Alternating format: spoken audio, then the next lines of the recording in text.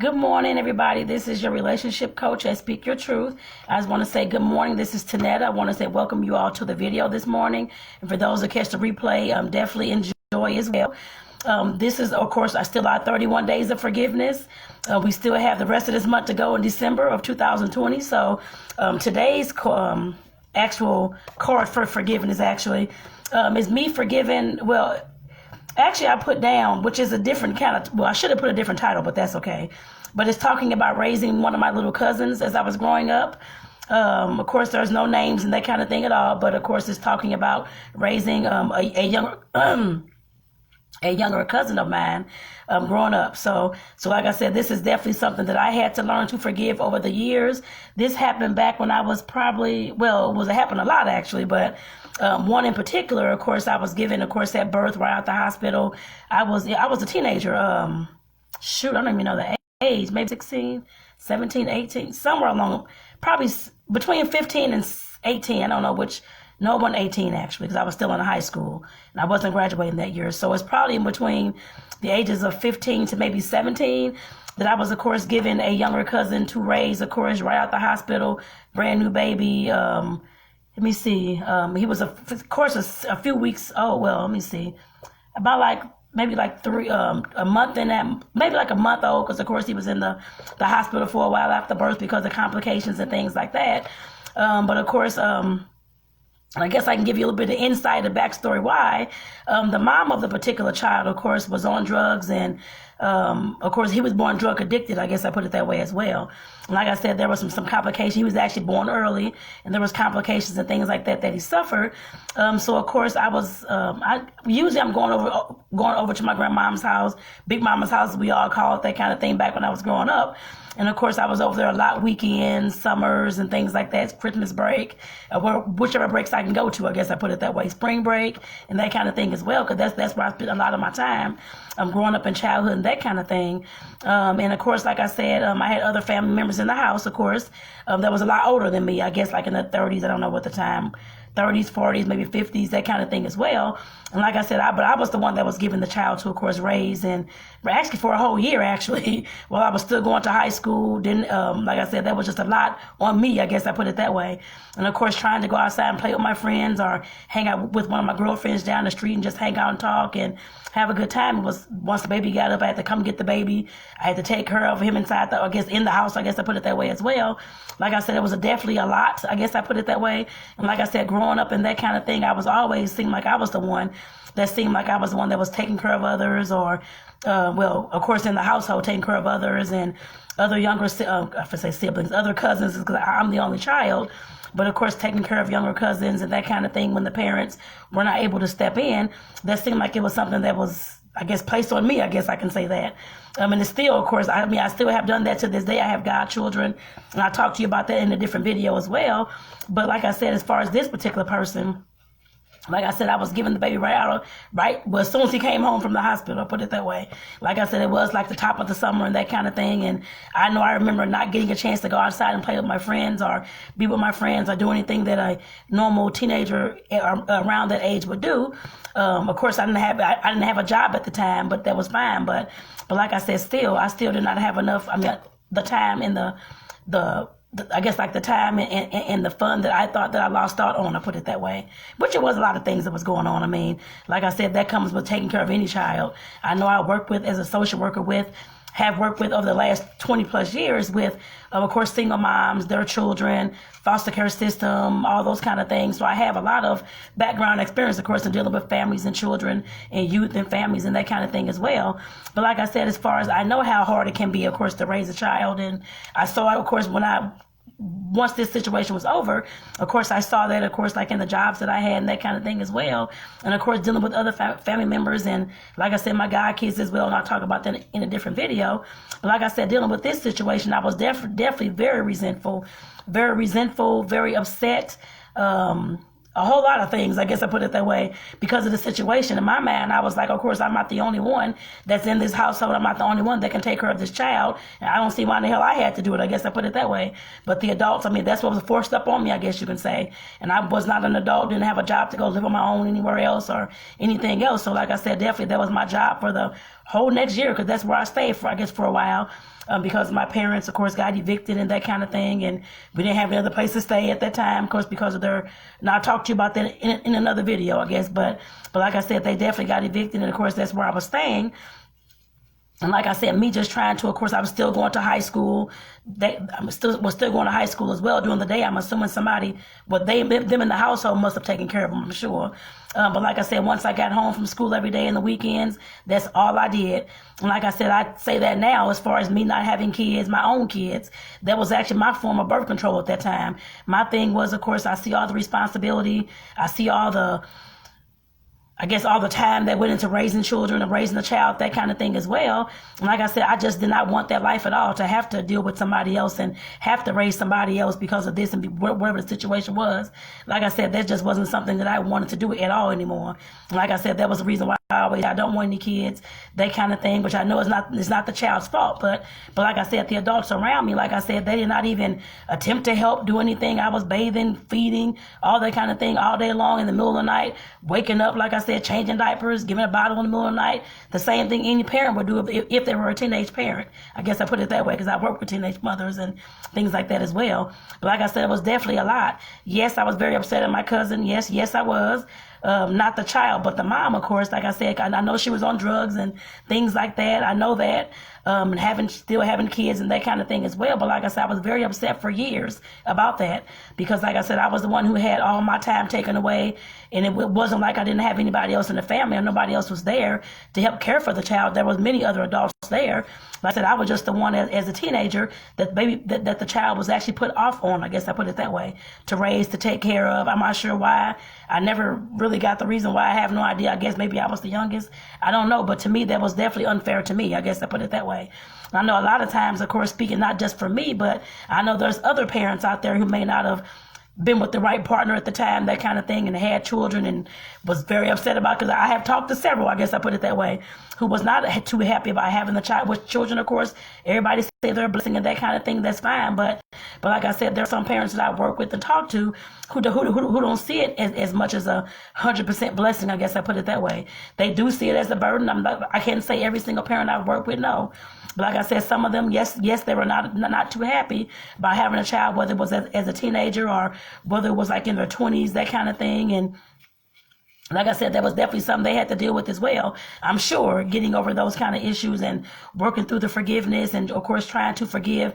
Because I do know somebody, actually two people, who the guy that they were dating at the time poked holes in the condoms. I guess they didn't know, of course, but it ended up in the baby. I guess I put it that way. And they weren't, of course, happy as well, because they know that he put the condom on, that kind of thing. But it's still, of course, whatever happened. And, of course, it found out later that's what had happened in both of those situations. I put it that way. And like I said, that definitely will build resentment as well. You don't want the child, because I was there in their life as well. But like I said, you don't want the child, or they didn't want their kids. And I mean, they still took care of the children, of course, yes. But there was, of course, always issues with anger, resentment, taking it out on the child, which was not the child's fault. I never did that either with my little cousin. That I would never do with anybody's child, any person, that kind of thing at all. But like I said, you definitely grow in resentment, wondering why this had to happen to me. Why did they put me through this?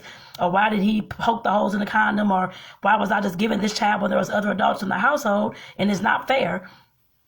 Just keep in mind, a lot of times forgiving people going through this entire situation, no, that's not going to be fair. A lot of situations are not going to be fair, especially if you're cheated on or different things, like I said, with the children, that kind of thing as well. It's not going to be fair. But at some point, you have to look at the silver lining in the situation.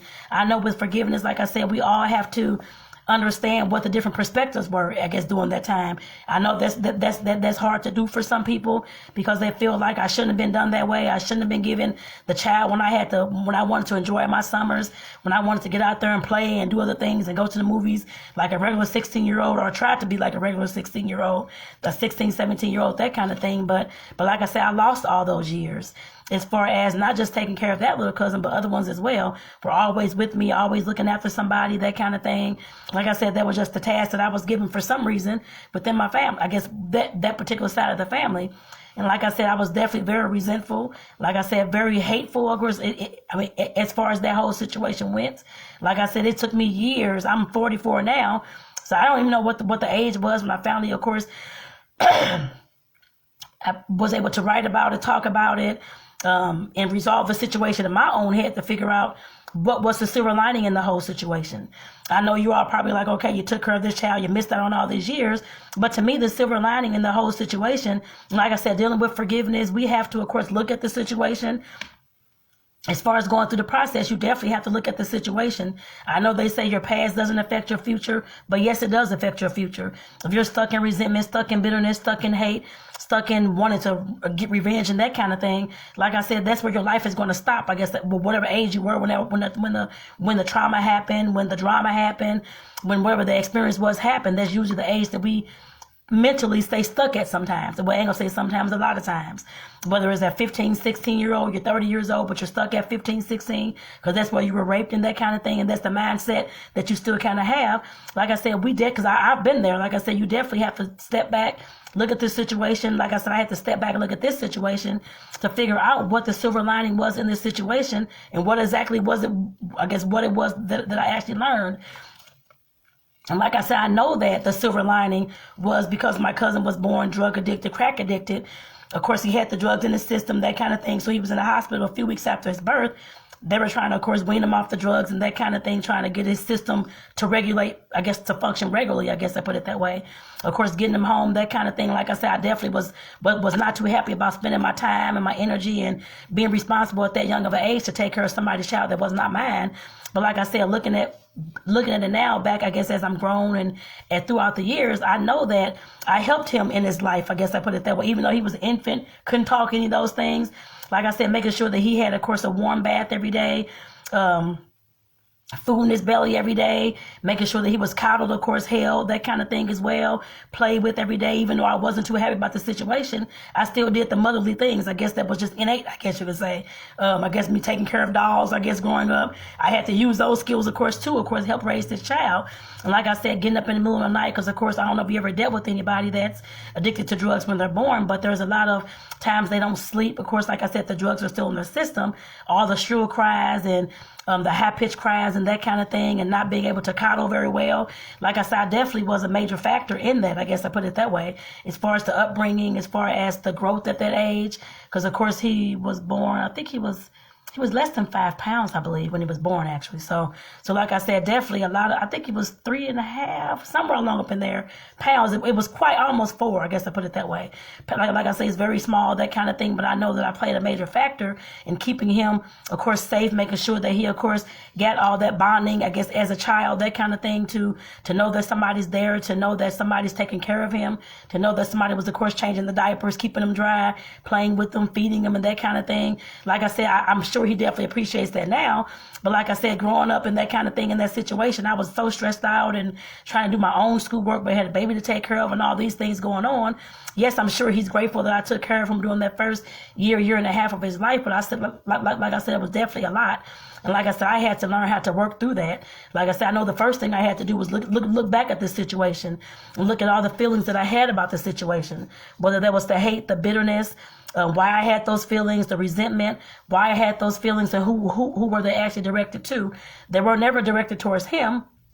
Even though, of course, I was frustrated, of course, having to get up in the middle of the night and do all these things and make bottles. I had to go to school the next morning. That was definitely hard as a teenager.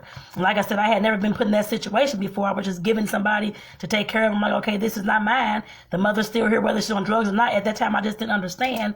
But she was on drugs or not, she can take care of her own child, not child. And I think I said that to the adults in the household, but whatever it was, which I know as I saw going through those years and realizing that she could not do that at the time. That's why, the baby was born, she was still using while she was, of course, pregnant. So like I said, I was definitely a blessing in his life. And I'm sure at some point he may not have been able to make it, because some crack addicted children do not make it through their first year or two of birth and that kind of thing as well, because of the drugs and their system trying to regulate itself and that kind of thing as well. The lung function hasn't fully developed, and him it wasn't. And of course, like I said, he still has some of those issues as well. But like I said, I was definitely a blessing in his life. I know that as of looking back, like I said, I can definitely say that. But like I said, at the time, it was definitely hard to go through that situation. And then to realize that, of course, I'm raising somebody else's child that shouldn't have even been. Now, I've lost all of my time. This was a lot of responsibility upon me going to school and that kind of thing as well. So I know and I can relate to how the single moms feel when they have no help. And even though I had other adults in the household, like I said, I was the one that was giving the baby, couldn't go outside if the baby, I tried to go a few times. Of course, baby may have woken up, that kind of thing, and I had to come back in the house and finish the duties or whatever it was. And like I said, I never had that. I had a lot of time that was actually taken away from me. I still feel that way, like I said, but that's something that I'll never get back. And that's fine now. I can't do nothing about it. But like I said, all I can do is figure out the situation, why I had those feelings, and be able to move on from there. I know I had to rewrite this story. I guess I put it that way as well. Like I said, regardless of the feelings that I felt about the mom and wish she's clean today, she's doing well today. But like I said, back then, I was very upset about that. And like I said, I had to go back and look at all those feelings that I had and work through those feelings. Why was I feeling resentful? Why was I feeling hate? Why was I feeling, like I said, just very frustrated and just upset with the entire situation. Like I said, I had to go back and look at all those things. And then, of course, like I said, I had to rewrite that story, knowing that, of course, I guess several years later, of course, because I was still a teenager at the time, but in my 20s, I want to say 20s, early 30s, that kind of thing, going back, thinking about the situation, writing in my journal, trying to make sure that I rewrite that story, to know that I was the hero in that situation, and know that the child that I was taking care of was definitely blessed to have my help and my support, and I guess, and the bonding with somebody at that age. Because I know we're dealing with crack addicted children. Sometimes they do, well, actually a lot of times they do have different learning disabilities and attachment disorders and that kind of thing as well. I don't know if anybody knows that, but definitely that's kind of some of the things that they definitely go through. And like I said, looking back at this situation and rewriting that story, I can definitely see myself as the hero in that situation. Just making sure, of course, like I said, taking care of the child and that kind of thing, providing the life for him that he may not have had if I wasn't in that household, I guess I put it that way. And it seemed like it came right on time. Like I said, we were evicted out the apartment I was living in with my parents, and then went to stay there, and then here comes the baby. So it seems like that was what God intended to happen. I guess I put it that way at that time. Because otherwise, I'm not sure who would have been, because I know other folks were in the household, but they were elderly, and some, of course, were drinking, that kind of thing, may not have been in their right mind either. Like I said, as I was looking back at that situation, I was the only one besides the other younger children that were there, and they were way too young to even take care of a baby.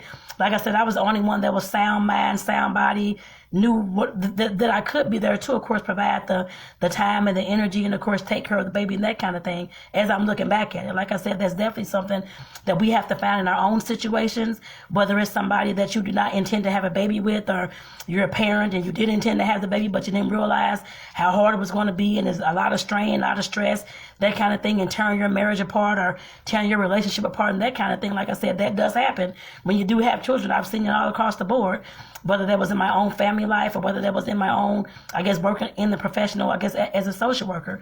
And I see it now as a coach as well. Like I said, sometimes a lot of things go on when kids come into the mix, I guess I put it that way.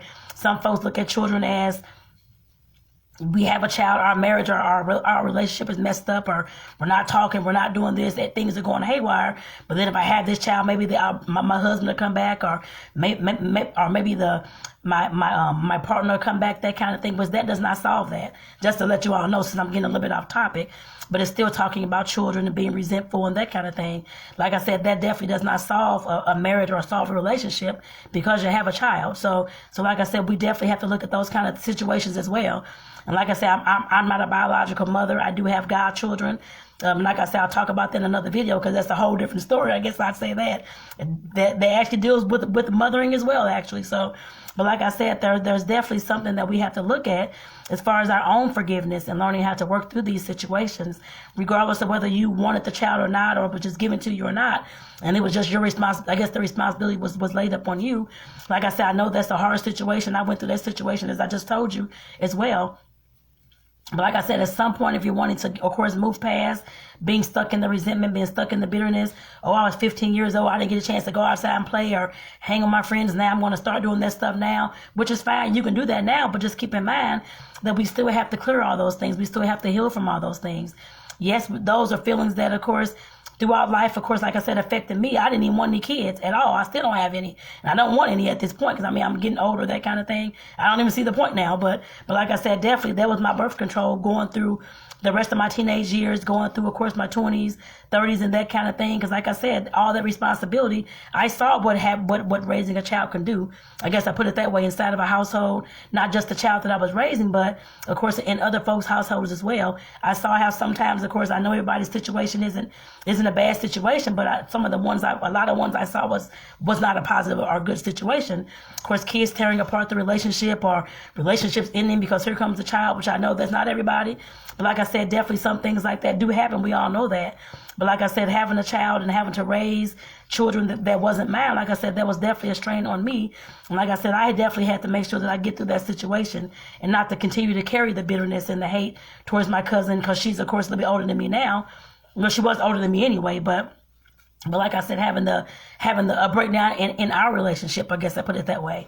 Like I said, hating her for those years because she had this child and she should have took care of it. She should have never used drugs, all those kind of things. Like I said, I had to work through all that whole entire situation. So like I said, those are some of the things I said as well. And like I said, that definitely was not fair. And just to keep in mind that forgiveness, nothing in forgiveness is going to be fair, especially when you're not getting closure. You're not even getting I'm sorry. You're not even getting a thank you for taking care of my child or anything else along those lines.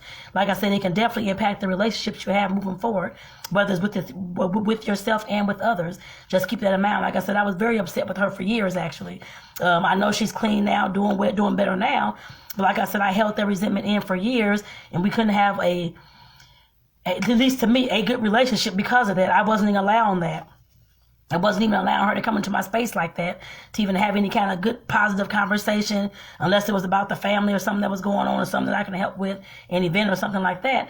Other than that, I wasn't even dealing with the situation at all. But like I said, I know I probably did. I'm pretty sure I had an attitude towards her.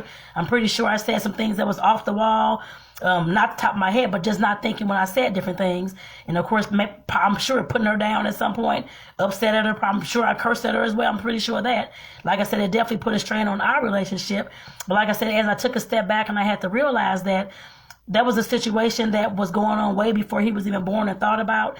But with the drug issues and that kind of thing for years, I guess I put it that way. And I'm sure that may have not been something that she intended. I don't know if it was because she was trying to get drug money to buy drugs. I have no idea. I wasn't there. But like I said, now looking back, I've talked to other mothers who were, of course, addicted to drugs or had children that was drug addicted, that kind of thing. And that usually was the situation. They were trying to sleep with somebody else to, of course, get money for drugs and that kind of thing, which I know that now. Like I said, being a teenager, middle teenager, I had no idea what was going on. I was just upset because I felt that my time and my energy and I had to take all my time to raise a child that was not mine. Like I said, now looking back at all that, like I said, with any kind of situation you're trying to forgive, just keep in mind that you have to have, if you wanted to go through the situation first, like I said, identify your feelings that you have around the entire situation and where those feelings come from and who they're directed to. Like I said, at some point, you have to rewrite that story in your head to make yourself the hero of that situation, to not make yourself the one who was I guess, the victim in the story, that kind of thing at all. We have to rewrite that. And like I said, we have to move forward after that point once you do that. With, of course, resetting your boundaries as well. At some point, you have to, of course, reset your boundaries if you're, I guess, as an adult. Because I was still a child, so, of course, whatever went, the adults around me went, I guess, said went. I guess I put it that way. It wasn't really my choices. I couldn't take care of myself. And I wanted to have a household to stay in, so I had to do what I needed to do at that time. But like I said, if you're not in that kind of situation, you can go on and do things. Like I said, we definitely have to reset our boundaries as well. If you're having situations with children or with whoever it is, partner, whoever you're with, like I said, we definitely have to reset our boundaries to, of course, strengthen our boundaries, to make sure that we're not being taken advantage of, or to make sure that we, of course, talk to whoever it is in the situation, to make sure responsibility is put on everybody and not just one particular person, because nobody else wants to deal with this situation. And that's what I felt at the time as well. But like I said, I don't know if that was the situation. I know there were the other adults in the household did drink and that kind of thing, smoke and that kind of thing as well. And like I said, a few of them were elderly as well. And that could have been the reason why, as I look at it, like I said before, that I was given the child because I was more healthy. I was always in my right mind, regardless of whether I went to school or not, which I was in school. But like I said, definitely that was a situation that now, as I look back at it, that probably was the reason why, looking at it with empathy, that was probably the reason why that I was given this child, because I was the best and most suitable person to, of course, help raise this child, to, of course, get him to a point where he can, of course, thrive and he can start gaining weight and start growing and that kind of thing. Because, of course, when you're born drug addicted, that does happen. Your weight is down and you have to, of course, have all that nurturing and all those nutrients in order to grow and for your brain cells to grow and for your rest of your body, well, inner body, lungs and stuff like that to actually to develop. Because those were some of the issues that he was going through. So I read all the paperwork, of course. So I had to figure out what to do, how to do it, that kind of thing. But like I said, that was definitely the situation that I went through. And I want to say for anybody else out there who is taking care of other people's kids, because I worked in the foster care department for about almost 8 years, and I know how hard it is for some of those foster parents to, of course, work with some of the kids that weren't theirs, and some of them did, of course, did adopt them as well. But of course, all the behaviors and different things that the kids are going through, which is nothing that you all created, but like I said, it's definitely hard to deal with. And I commend those parents out there who, of course, like I said, were foster parents, who was able to adopt and that kind of thing as well. That's definitely a hard job, especially if the child is not yours or not anybody related to your family. Like I said, that's definitely a hard job. And there are a lot of kids out there who still need adoption and need foster caring, foster parenting, and that kind of thing as well. But like I said, we're going through that situation and seeing those foster parents and then dealing with single moms and their kids and that kind of thing. Like I said, it was definitely, I know it was very hard situations, but they were able to make it through, and so was I. I guess I put it that way as well. So I guess that's another silver lining, of course. But like I said, for anybody else that's out there going through a similar situation, whether you didn't want your child or whether you resent that the father poked holes in the condom and you didn't want the child, it wasn't even anything that you were expecting. You just wanted a happy night, and here you go 9 months later with the baby. So, and he stepped out the life and not even helping you take care of it after he poked holes in the thing. Like I said, I've known two women that has happened to, actually. I'm sure there's others. I'm sure there's more out there. And some that was, of course, the single moms I used to work with. Of course, some were raped. Some were taken advantage of, and like I said, some of them still did have the baby. I guess gotten pregnant, that kind of thing, because the perpetrator hadn't protected himself. I guess I put it that way. Once he was entering her and that kind of thing, and of course that resulted in the baby. And like I said, I've dealt with some single moms that was like that as well, and who of course did have resentment issues, who were bitter, of course, towards that, of course, which is understandable, towards of course that person who impregnated them, and of course. Some of them were taken out on the children. That's why some of the kids were in foster care, I put it that way. And that's why some of the young ladies were at the shelter I used to work at. Like I said, and talking to them and interviewing them, those were some of the situations. But I'm just here to tell you that you can always rewrite that story and become the hero of that story. Like I said, dealing with the feelings that you have surrounding it, and of course rewriting that story for you to be the hero, for you to be the bigger person, for you to be the person that, of course, was taking care of the child, helping that child throughout their life, and being the blessing of a parent to that child. Because at some point, if you were, of course, raped and that kind of thing, some did not keep their children. Some gave them away for adoption, which is understandable as well. That was their choice. I guess, especially given the situation. Like I said, there's all kind of areas that we can go in with this situation, but just keep in mind that at some point, like I said, all the hate and all the bitterness and all the resentment, we have to work through those things. Like I said, they'll definitely, we will take that stuff out on others. Like I said, I took that stuff out on my cousin, who of course was on drugs, that kind of thing. Like I said, I did definitely take that out on her, and our relationship was strained for years. And like I said, the parents that I was working with the children that they did not want, I guess I put it that way, because of those bad situations and those kind of things that went on. Like I said, they were taking a lot of that out on the children. Oh, your daddy was this, your daddy raped me, and saying this to the kids, beating on the kids, not feeding the kids properly, not even caring if the kids had baths or clean clothes. I've seen it all dealing with those situations. Yes, it's very sad, but like I said, it does happen, you all, just to let you know. And like I said, for those young ladies, I hope that one of you all hear this story this morning, I guess to know that you're able to get past that situation. Yes, of course, it's not the child's fault. They're here. You're raising them, that kind of thing. Of course, you can be mad at the other person or not. I guess whoever the father was or however the baby came about. But like I said, at some point, if you want to move forward without living in bitterness, without living in hate, without living in resentfulness, without living in shame and guilt and all those kind of things, you definitely have to work through that situation. Like I said, I know I put some great tips in this video as well for you all to, of course, go back and look at and, of course, think about your own situations, how you can, of course, deal with the feelings and rewrite that story and, of course, recreate your boundaries as well. Like I said, you definitely have to do that in any kind of forgiveness moving forward. You don't want to be taken advantage of or somebody's trying to use you again or that kind of thing. You definitely have to strengthen your own boundaries. That person does not do that. You have to do that. You have to know that if you're needing to, of course, improve your self-love, your self-worth, letting people, I guess, telling folks no that you cannot do whatever it is, you have to open your mouth and start, like I said, start going through that situation and start recreating those boundaries. Like I said, otherwise, nobody's going to listen to what you're saying. Nobody's going to even respect what you're saying because they're just going to go ahead and say, do this, do that. And you, oh, okay, I'm going to do this. I can do this. If you cannot do it, tell them no. Like I said, that's one of the biggest things that I had to learn dealing with this situation and other situations as well, learning how to say no, because of course it's hard. We don't want to lose that friendship, or we don't want to lose that family or whoever it is, or lose our partner or whatever it is. But just by saying no, like I said, a lot of times we have to say no in order to, of course, protect us, protect our boundaries as well, and protect our own happiness and peace. So with that, I'm going to go ahead and get my butt off here. I just want to say one more thing when we're talking about forgiveness. Just keep in mind that forgiveness is never anything to do because I'm saying it or because you saw it on TV and everybody say you should forgive, that kind of thing at all. That's not what forgiveness is. Like I said, it's definitely always for you so that you can, of course, clear your mind and heal your heart and be able to go forward in peace and happiness and love. But like I said, definitely with forgiveness, it's always intentional.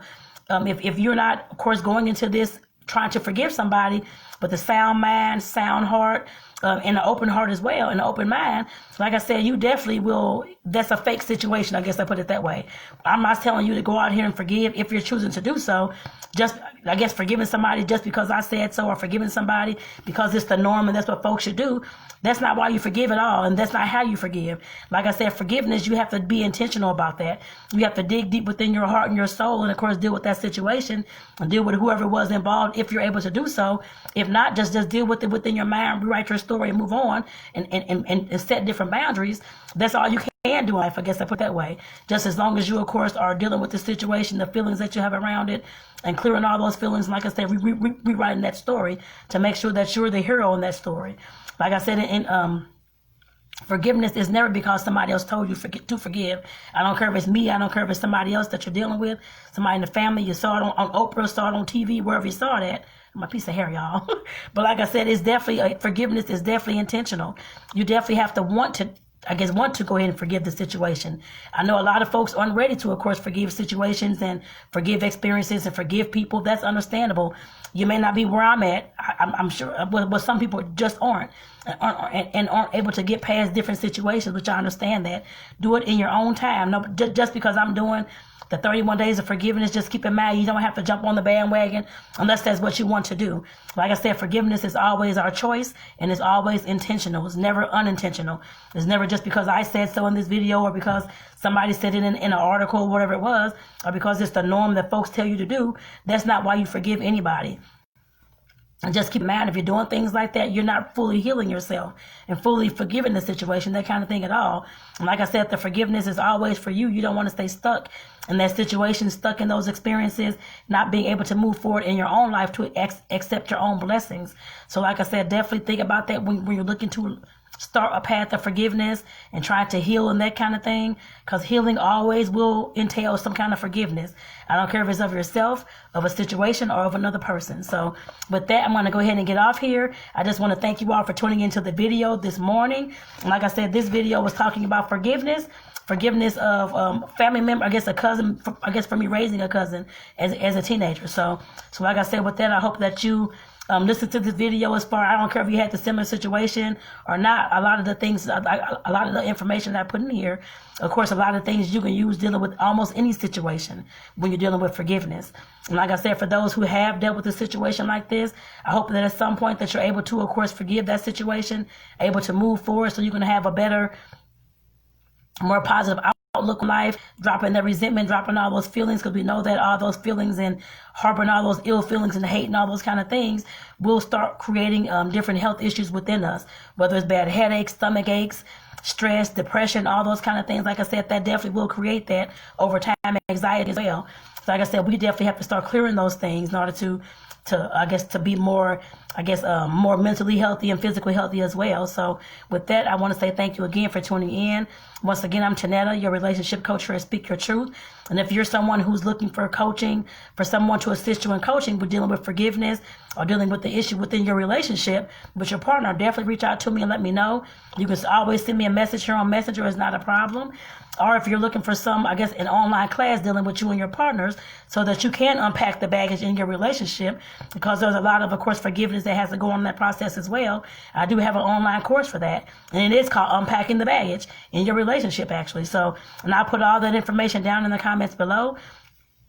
And of course, if you're listening to this as well, and if you're wanting to, to join my private relationship group called Speak Your Truth Community, I'll put that link in, the link to that particular group in this video as well in the comments. So like I said, if y'all want to come join that group, and we always have interesting conversations more about relationships with your partners and couples and dating and things like that. We talk about all kinds of things, monogamy, the concept of monogamy, polygamy. We've talked about all kinds of things in that group, actually.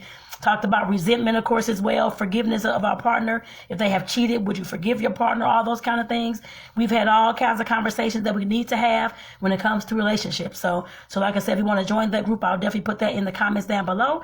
And I want to say thank you again. Everybody have a great day. And for those who catch the replay, definitely enjoy, y'all. Take care. Bye-bye.